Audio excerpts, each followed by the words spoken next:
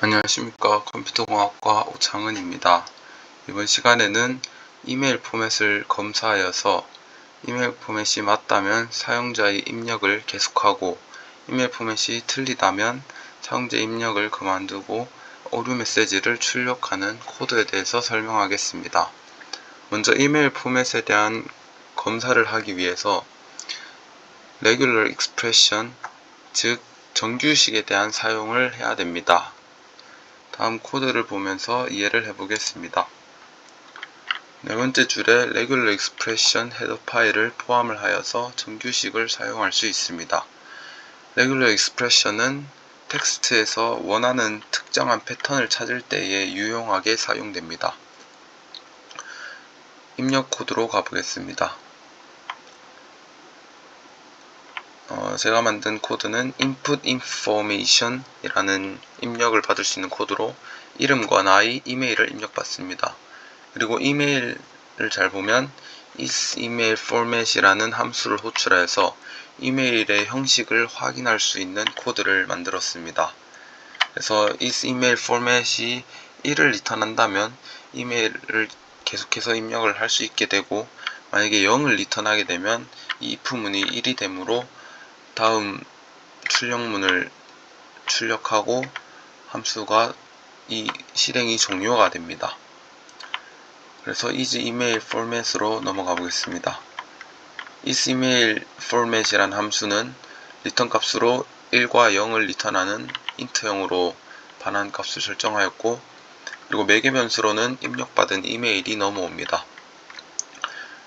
그리고 Regular Expression의 유형, 이 두 개가 있는데 그 중 하나인 Regular Expression T를 통하여서 Regular Expression 변수를 선언을 합니다.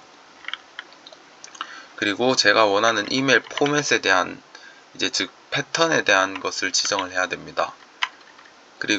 그래서 제가 지정한 패턴은 이렇게 문자열로 지정을 하는데, 첫 번째로 시작할 때는 circumflex라고 이 기호를 사용하여서 시작을 하고, 이 정규식의 끝에는 $사인을 통해서 정규식을 마무리합니다. 그리고 제가 만약에 이 다음과 같은 문자열과 숫자, 그리고 @사인, 그리고 다시 문자열, 그리고 피리어드와 다시 문자열, 이런 식으로 이메일 포맷을 구성한다고 생각을 했을 때의 정규식입니다. 그래서 먼저 문자열과 숫자들의 조합으로 만들어지기 때문에 처음에는 이렇게 괄호를 사용하여서 문자열 대문자 A부터 G, 그리고 소문자 A부터 G, 그리고 0부터 9까지 이렇게 대괄호로 묶습니다. 그리고 이 앞선 문자들을 한 번 이상 반복을 한다는 뜻으로 플러스를 사용합니다. 그 이후에 S사인을 통하여서 이메일에 있는 항상 들어있는 골뱅이 사인이 필요하다라는 것을 다시 알려주고, 그리고 다시 문자열과 숫자를 통하여서 입력을 받습니다. 그리고 여기서 백슬래시 2번을 사용하였는데, 그 이유는 이 피리어드, 이 마침표 이 기호가 그냥 정규식에서 사용을 되면 또 의미가 생기기 때문에 이것을 정규식에서 그냥 일반적인 문자 피리어드로 사용하기 위해서 백슬래시를 2번을 사용했습니다. 백슬래시 1번을 사용하면 또 이 컴파일 할 때 다른 의미로 해석이 되기 때문에 특수문자를 이스케이프 하기 위해서 백슬래시를 2번 사용하였습니다. 그리고 문자열 A부터 G, A부터 G를 한 후에 문자열을 두 글자에서 한 4글자 정도 받겠다를 이 괄호로 묶었습니다. 그렇게 해서 이메일 포맷을, 이 이메일 패턴을 제가 지정을 하였고요.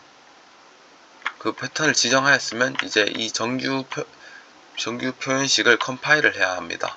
그래서 regular compile 이라는 함수를 통해서 아까 선언한 regular expression 변수의 주소값에다가 이 패턴을 넣습니다. 그래서 패턴을 넣은 후에 이 플래그를 설정을 해야 합니다. 여기서 플래그는 이 포직스의 확장된 형식의 플래그라고 찾아보니까 나와 있었고, 이 외에도 대문자와 소문자를 구분하지 않는 다른 플래그 또 필요한 플래그가 있다면 찾아서 사용할 수 있습니다.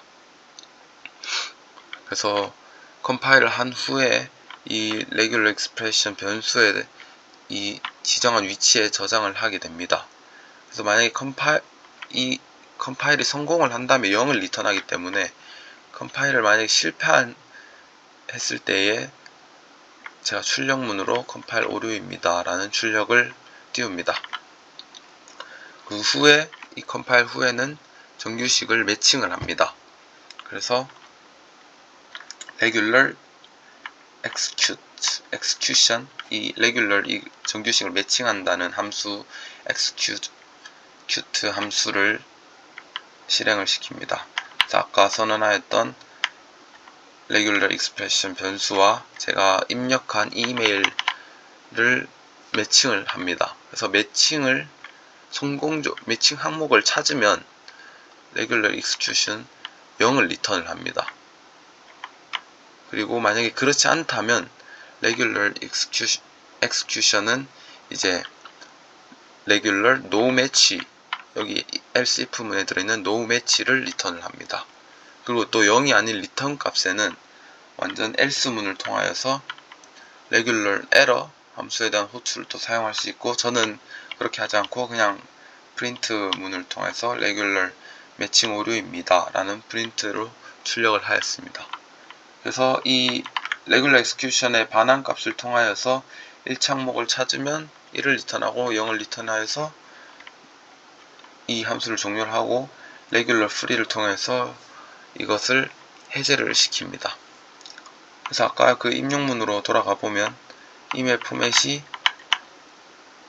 맞다면 이 함수를 이 if문을 실행시키지 않고 이 이메일 포맷이 틀리다면 유효하지 않은 이메일 형식입니다를 출력하고 종료하게 됩니다. 그래서 이 구현한 것을 토대로 실행을 한번 해보면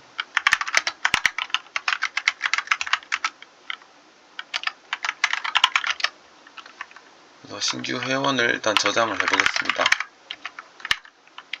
정상적인 방식으로 저장을 했을 때는 이렇게 저장이 됩니다. 그래서 네, 이렇게 4번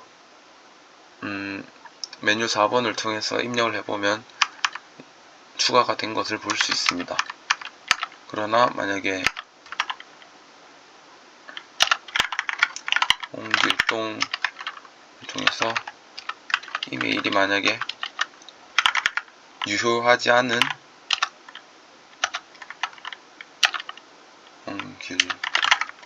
이메일 포맷을 사용하면 유효하지 않은 이메일 형식입니다를 출력하고 종료가 됩니다. 이 외에도 다른 형식으로 또 할 수 있을 텐데요. 만약에 아까 했던 S-사인, 즉 골뱅이 표시가 없다면 뭐 이런 식으로 저장한다면 유효하지 않은 것, 그리고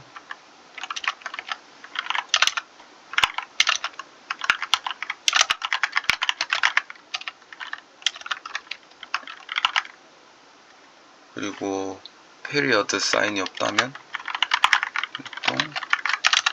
네이버, 이것 또한 유효하지 않은 이메일 형식입니다. 그렇게 해서 마지막으로는 문자열의 길이로 한번 지정을 해보겠습니다. 만약에 아까 2글자에서 4글자로 문자열의 길이를 지정했는데